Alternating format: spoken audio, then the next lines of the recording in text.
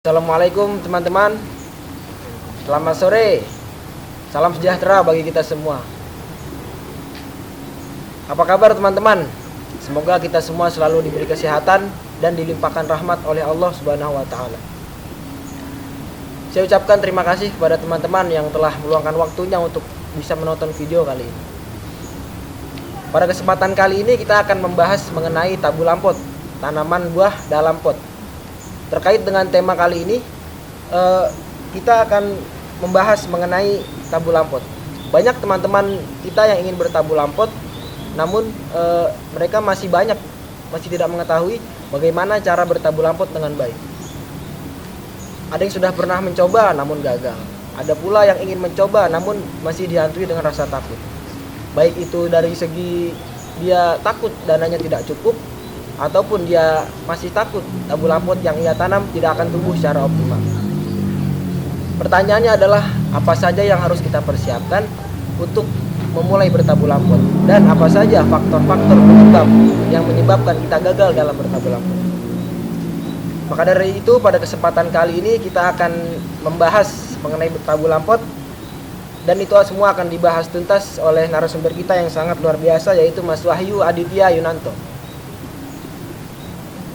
Bagi kalian yang ingin mencatat nomor teleponnya silahkan 0897 3255 988. Di jenjang pendidikan, beliau alumni SMA Negeri 8 Semarang dengan jurusan Ilmu Pengetahuan Alam, dan sekarang merupakan mahasiswa aktif jurusan Agribisnis di Universitas Wahid Hasyim.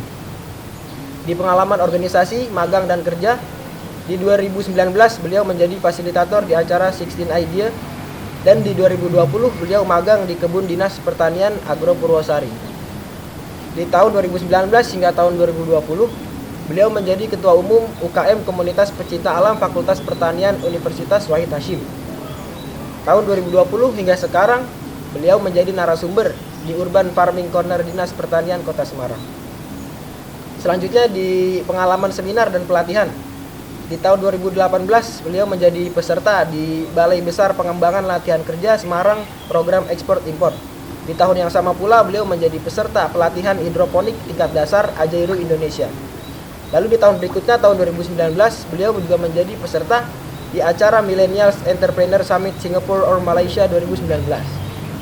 Lalu di tahun 2020 beliau menjadi moderator di acara diskusi online BEM Fakultas Pertanian Unwahas dalam tema peringatan Hari Tani Nasional.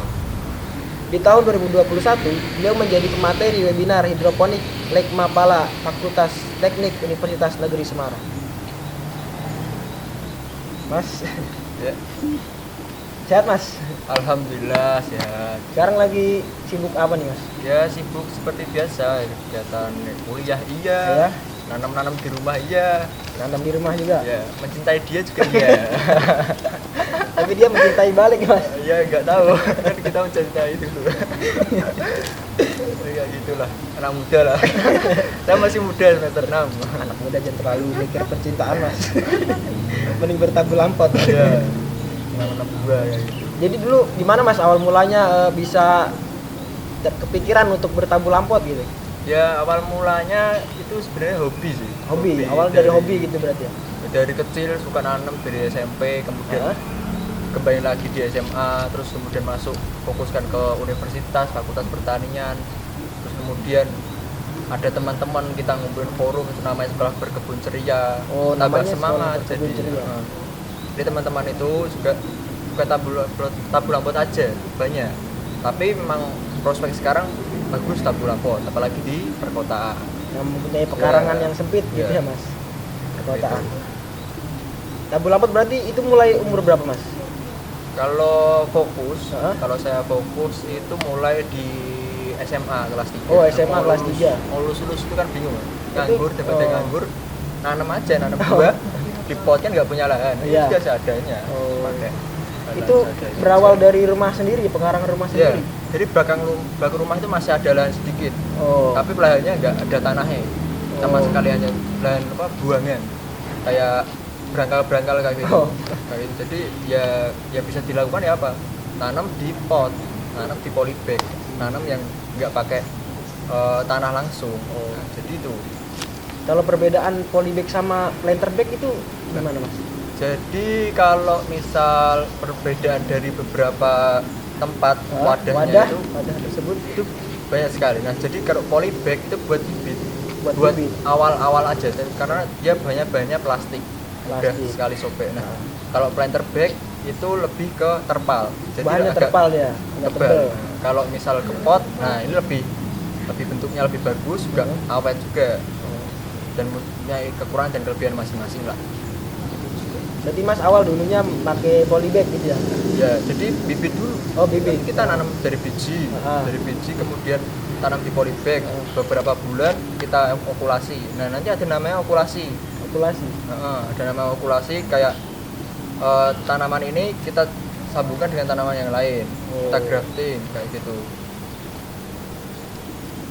Awal mula itu berapa tanaman mas yang mas tanam di belakang rumah itu? Yang pertama itu penting suka tanaman apa dulu. Suka tanaman apa dulu? Aku berhubung suka jambu air. Jambu air. Terus ada beberapa tanaman lain seperti kelengkeng. Nah, yaudah aku tanam kayak gitu dulu. Kayak kelengkeng mata lada, tahu nggak? Nggak tahu mas.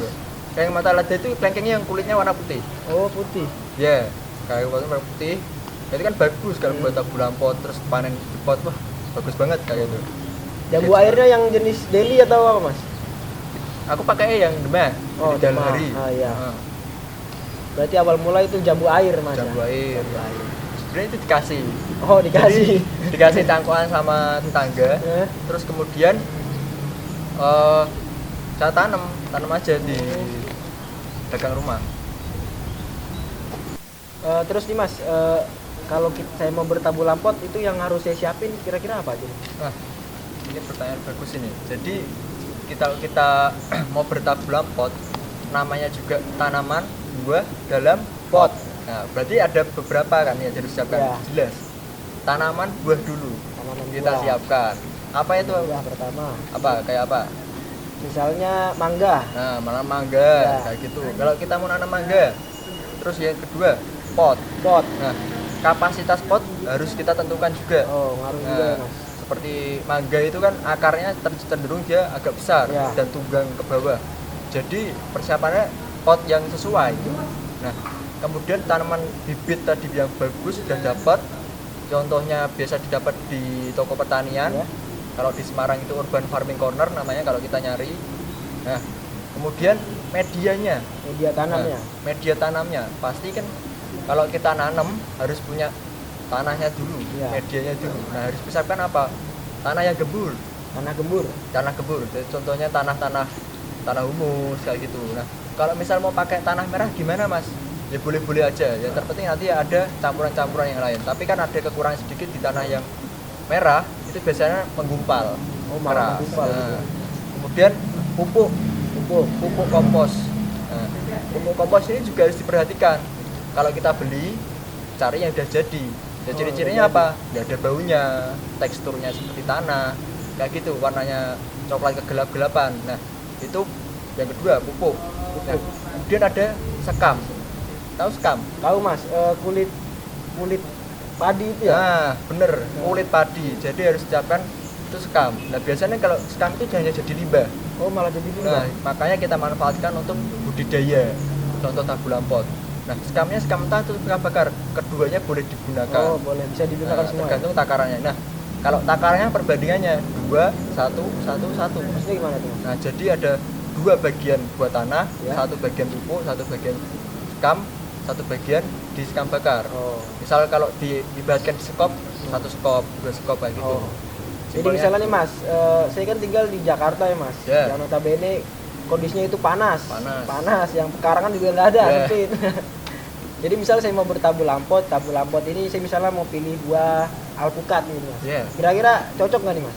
Nah, kalau kita dari segi kaidahnya mengacu pada buku, nggak cocok. Karena punya kekhususan sendiri. Tetapi kalau kita kan di pertanian itu kita bisa berkreatif, bisa berinovasi. Bisa diakalin lah gitu. Bisa diakalin. Nah, jadi medianya tadi diperbaiki dan perawatan, mas. Perawatan. Nah, jadi misalnya kalau kita merawat buah yang ini hanya 1 kali, dia harus konsisten di 2 kali. Oh. Nah, misal Kak media. Nah, takaran media itu beda-beda. Jadi tergantung tanamannya. Tadi kalau mangga 211, yang lain bisa digunakan juga 111. Kayak gitu juga bisa. Kemudian perawatan pemangkasan itu juga ada. Terus perawatan penyemprotan hambanya, ada juga. penyiramannya. Nah, penting Mas. Kalau di Jakarta kan panas ya. Panas banget. Kalau penyiraman sekali nyiram besok habis. Langsung Atau kering. sorenya kering. Langsung kering, Nah, Mas. itu penyiraman perlu. Misal kalau di kemarau kayak gini lebih bagus 1 hari 2 kali. Satu sore. hari 2 kali disiram berarti. Ya, jadi pagi ngopi, pagi nyiram. kayak nyiram. Ya, kayak gitu. Sorenya ngopi lagi senja. Kayak nyiram. Senja nyiram. Terus kalau alpukat nggak cocok, apa nih Mas yang cocok Mas? Cocok aja, semua itu bisa ditanam. Tapi Yang lebih kalau maksudnya yang misal- nggak terlalu diakalin berlebihan lah. buat Normalnya apa gitu? pemula, buat kita awalan biar seneng dulu. Ya, biar- Itu tanaman-tanaman seperti jambu, Oh, jambu. biji, terus jeruk itu bisa juga, tapi ada beberapa jeruk yang harus di dataran tinggi juga. Oh. Nah, tapi kalau misal buat awalan ya jambu-jambu kayak itu bagus. Oh. Pas panen seneng, tanam lagi nanti pasti. Terus kalau di sekitaran Ngalian sini kira-kira yang banyak apa Mas? Nah, Tanamannya, jadi tumbuhannya itu. setiap daerah kan punya khususnya masing-masing, punya potensial masing-masing. Ya. Nah, kalau di daerah Ngalian ataupun daerah di Semarang, itu khususnya itu di jambu kristal. Jambu Tahu? kristal ya. Jambu Yang kristal. rame jus-jus itu Mas. ya? Wah, yang rujak jambu kristal Lagi itu ya. baru sekarang itu. ramai banget. Baru viral. Jadi jambu kristal itu tanpa biji. tanpa Jambu biji. yang bijinya sedikit, warnanya putih kayak gitu. Nah, kalau di Ngalian itu ada perkebunannya Oh, perkebunan jambu di kristal. Agro Wates. Oh, namanya itu Agro Wates. punyanya Dinas Pertanian. Kebunnya Dinas Pertanian, produknya ya jambu kristal, kemudian kelengkeng, ada kelengkeng itu, kelengkeng kristal. Ya kita tahu kan hanya kelengkeng biasa. Yang biasa yang coklat Nah, yang biasa coklat kayak gitu. Tapi yang coklat itu juga ada 2. Ada itu sama kristal, kemudian ada mata lada, ada kelengkengnya diamond. Nah, itu kalau di Semarang ya itu unggulannya di jambu kristalnya. Kalau di sini 15.000 per kilo biasanya. Oh, 15.000. Heeh. Terus Salatiga Mas, Salatiga nih kira-kira kan buat teman-teman nih kan yang mau bertabu lampot di rumah Salatiga gitu. Buahnya apa Mas? Salatiganya mana dulu? Salatiganya Sidoarjo. Oh. Waduh, di mana itu? Itu di posisinya di bukit Mas, di bukit-bukit agak dataran tinggi lah. Nah, Masih dibilang dataran di tinggi. Salatiga itu suhunya dia dingin agak Rata-rata dingin. tuh dia kalau siang 28 lah kalau siang itu. Nah, 28 di sini 35 masalah. Sini panas banget Jauh. gitu. Nah, di Salatiga itu enak. Mau kita berbudidaya sayur, mau budidaya buah itu enak. Mau pakai Gampang semua gitu. itu bisa. Nah, itu keinginan dari masing-masing aja, disesuaikan dengan misal kalau misal kita mau ke bisnis, ya kita sesuaikan dengan kebutuhan pasar apa. Oh iya. Yang kalau misal kita Permintaan ngikutin pasar. tren, ya udah ikutin tren. Ya misal kalau ramai jambu kristal, kita nanam juga jambu kristal. Atau misal kita mau tampil beda, Hah? mau jadi kolektor, Hmm. nah kita tanam-tanam yang aneh-aneh. Ada banyak loh buah seperti sawo yang besar. Iya. Pernah tahu? Belum. Ya bijinya cuma 1, dia sebesar satu sawonya hampir 1 kilo. Oh, biji cuma 1 gitu Mas, kecil. Cuma 1. Beratnya 1 kilo per buah. Terus kira-kira kenapa nih Mas? Jambu kristal kan lagi naik-naiknya ini Mas. Apa ini emang mereka baru menemuin metode mudah dalam nanamnya atau emang masyarakat baru seneng sekarang gitu? Nah, jadi Kira-kira kenapa nih Mas? tanaman itu punya karakteristik sendiri-sendiri. Punya sebuah, aku bisa tumbuh di tempat sini loh. Aku bisa tumbuh di bulan-bulan ini loh. Nah, Oh, tertentu. jambu kristal tiap bulan bisa. Oh, tiap bulan. Tinggal kita biar tidak terlalu memacu pertumbuhan, kita tinggal dikosongkan di bulan apa kita bisa milih. Oh, Nah, jadi karena apa kok jambu kristal banyak diproduksi? Yaitu karena tidak kenal musim. Ya. Kayak kelengkeng itu perlu perawatan khusus. gampang ngatur waktunya lah. Gampang gitu, ngatur Mas, ya. waktunya. Fleksibel juga nanamnya mungkin. Terus faktor apa aja nih Mas yang buat seseorang gagal dalam bertabu lampot? Apa mungkin dia tidak rajin dalam merawatnya atau gimana gitu Mas? Apa nggak maksimal dalam nanam itu? Ya faktor yang pertama emang males sih. Nah, karena kita kalau mau nanam itu harus telaten, karena kita harus selain kita merawat diri sendiri, kita juga merawat tanaman yang juga notabene dia makhluk hidup. Oh iya. Harus kita rawat dengan sepenuh hati, keikhlasan hati, jangan kita pas emosi kayak gitu jangan sampai merusak tanaman. Nah, kemudian ada faktor yang teknis nih, tadi kan faktor yang kebatinan ya. Nah gitulah, faktor X lah, Males ya. Males faktor M gitu.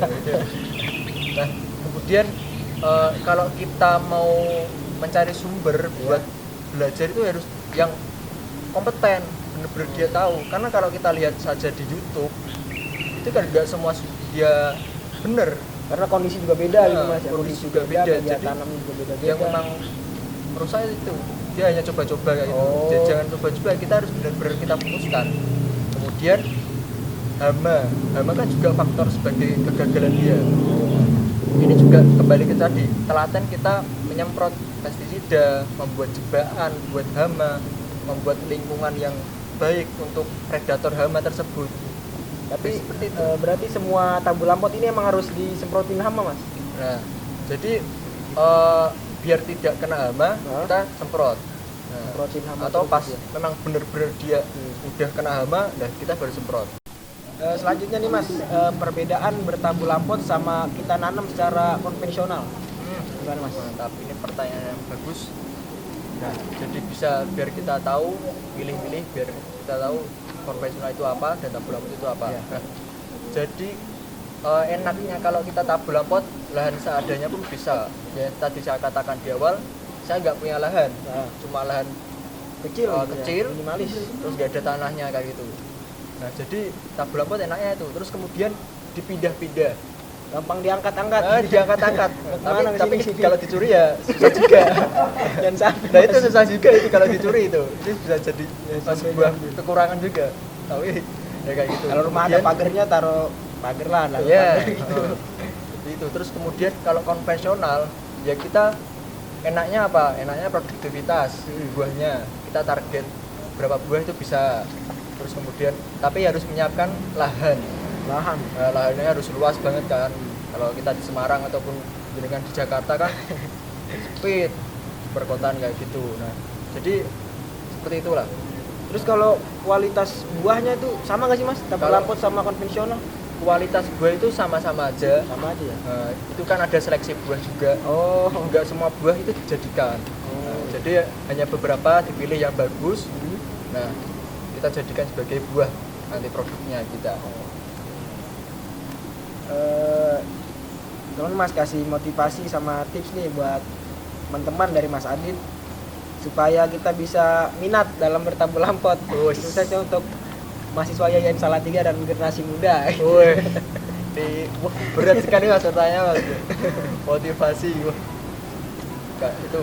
Jadi kalau misal kita kalau saya ditanya motivasi itu sebenarnya ke diri sendiri dulu gimana. Nah, kita lihat prospek sekarang. Kamu makan apa? Saya makan nasi Mas. Kamu makan nasi kan. Sampai sekarang kan kamu makan nasi, Ya. makan katakan ayam. 4 sehat, 5 Sempurna. 5 sempurna. Jadi kan mencukupi kayak gitu kan. Selagi manusia masih makan, pertanian tetap jalan. Walaupun itu H-2 kiamat Mas. Pertanian pasti jalan terus berarti Pertanian Mas. pasti jalan. Pertanian itu pasti selalu prospek dibutuhkan. Makanya generasi muda itu harus ya semangat. Ini bidang yang bukan sembarangan bidang. Bidang yang emang ini buat kepentingan bangsa juga. Presiden pertama Insinyur Soekarno itu mengatakan hidup matinya bangsa itu di pertanian. Pertanian mati, krisis pangan, ya udah outbound, kita keluar. Nah, bagaimana kita menumbuhkan generasi muda itu mau jadi petani atau mau kita terjun ke pertanian, biar jadi petani? Kita punya, maksudnya jurusan apa? Jurusan pengembangan masyarakat Islam. Nah, itu juga kita memberdayakan masyarakat untuk kita bertani yang baik dan benar. Nah, kayak gitu. Nah, jadi generasi itu programnya di Jawa Barat, Ridwan Kamil itu punya petani milenial 4.0. Itu juga menarik ke generasi mudanya. Nah, apa yang diambil 4.0 itu karena teknologi. Anak muda kan sukanya teknologi ya. Benar. Teknologi yang bagus, bagaimana pertanian tanpa macul. Ya. Oh yang Dapat simpel-simpel. kotor biasanya. Kayak gitu. Kemudian kita kembangkan ke bidang pendidikannya. Nah, jadi kita kalau misal dari kecil kita sudah ditemukan dengan pertanian dan kemudian kita suka di dalam situ. Nah, pasti kelebihannya Lebih berkompeten gitu lah Mas lebih ya. berkompeten. Nah, programnya kami pun sekolah berkebun cilian pun kita mengajarkan pertanian ke anak usia dini. Dia melatih skill motorik, juga skill nantinya ke depan biar berprospek seperti itu. Nah itu kalau sedikit motivasi dari saya itu, selagi pertanian atau manusia selagi dia makan dari tanaman, makan dari makhluk hidup, pertanian masih dibutuhkan, masih jadi sebuah prospek. Pertanian sangat dibutuhkan sekali Mas ya. Sangat dibutuhkan Harus semangat sekali. buat anak muda. Oke teman-teman, alhamdulillah rangkaian diskusi pada sore hari telah terlaksana dengan baik. Kita sudah mendapatkan materi-materi yang luar biasa dari narasumber kita, yakni Mas Adit. Dan dari mulai membahas tentang persiapan apa saja yang kita butuhkan dalam bertabur lampot, bagaimana cara bertabur lampot dengan baik dan benar, dan apa saja risikonya, terus kelebihannya, kekurangannya sudah dibahas dengan baik oleh Mas Adit. Mudah-mudahan materi yang telah disampaikan oleh Mas Adit dapat bermanfaat dan dapat membuat teman-teman semua tergerak untuk mulai bertabur lampot. Terima kasih saya ucapkan kepada Mas Adit selaku narasumber kita pada sore hari ini yang telah berbagi ilmu yang sangat luar biasa terkait dengan tabur lampot. Dan terima kasih juga tentunya kepada penyelenggara, para panitia yang telah berjibaku dengan hebat supaya acara ini terlaksana dengan baik, keren pokoknya. Yang terakhir sebagai penutup, saya mengutip sebuah kutipan dari Liberty Hyde Bailey yang merupakan ahli botani asal Michigan, Amerika Serikat. Yang beliau mengatakan bahwa sebuah taman membutuhkan tenaga dan perhatian yang sabar. Tanaman tidak tumbuh hanya untuk memenuhi ambisi atau untuk memenuhi niat baik. Mereka berkembang karena seseorang mengerahkan upaya untuk mereka. Jadi ini bermakna bahwasanya kita harus berupaya untuk mengerahkan tenaga kita dan senantiasa merawat tanaman kita supaya tanaman kita bisa tumbuh subur dan berkembang. Saya Ahmad Akmal, terima kasih. Wassalamualaikum warahmatullahi wabarakatuh. Terima kasih Mas Adit. Waalaikumsalam warahmatullahi wabarakatuh. Lancar terus Mas. Amin.